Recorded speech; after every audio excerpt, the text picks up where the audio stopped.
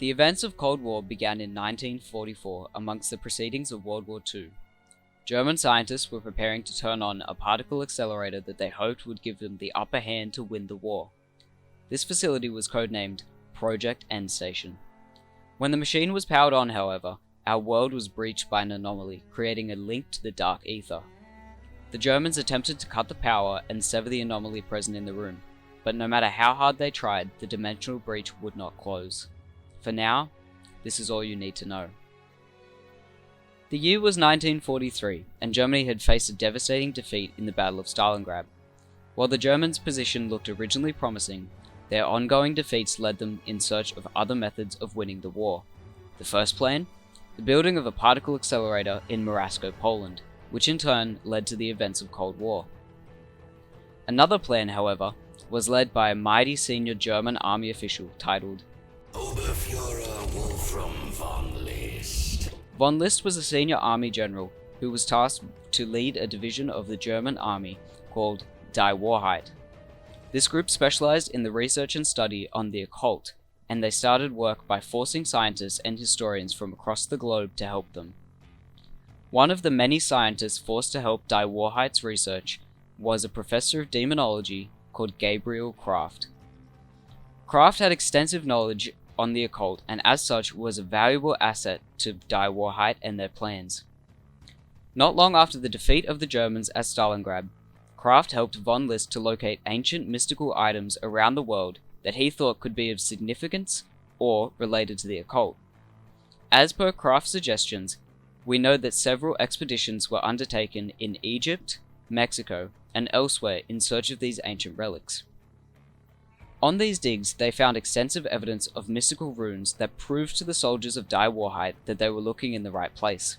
Eventually, this led to the discovery of 5 ancient artifacts that had been locked away for many years. As far as we know, these artifacts have been lying dormant for a long time, and were useless to the wielder in this state. It is at this point, however, that the Vanguard story meshes in with the Cold War story. In 1944, when the Project Endstation particle accelerator was turned on, the machine pierced a hole through the dimensional veil, causing a link between the dark ether and the world as we knew it. When this link was established, it allowed those 5 previously dormant artifacts to re-establish their connection with the dark ether, and more importantly, their respective ether entity.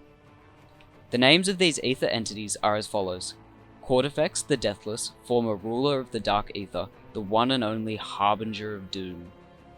Nauticus the Conqueror, who once commanded Cortifex's armies in the Dark Ether. However, they have since become adversaries. Syraxis the Shadow, a cheeky trickster who sought to manipulate humans for fun.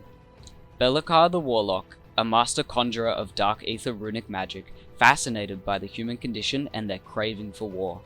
And Invicta the Destroyer, who took pride in the thick of battle, always thirsting for a fight. Anyone who touched the ancient artifacts gained a symbiotic bond with its corresponding Dark Ether entity, giving guidance and providing the wielder with their Dark Ether powers.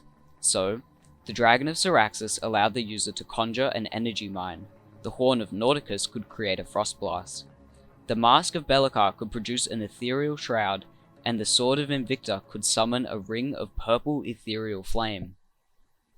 Going back to present time in the Vanguard story, Wolfram von List decided to bond with Cortifex the Deathless, granting him the ability to raise an army of the undead to fight alongside him.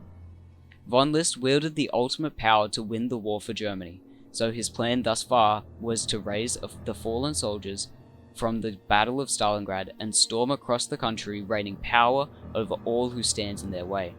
Cortifex, the most powerful entity in the Dark Ether, and von List, an evil Oberfuhrer for the German army, their combined forces would lead to nothing but death and destruction. Now, if you've been following the Cold War story, you may be thinking, isn't the Forsaken the most powerful entity in the Dark Ether? Well, that may be true. The timeline of Vanguard Zombies takes place when the Germans had only just created the anomaly in Project Endstation, long before the Russians had arrived to clean up the mess, leading to Zykov entering the Dark Ether and the events of D Machine.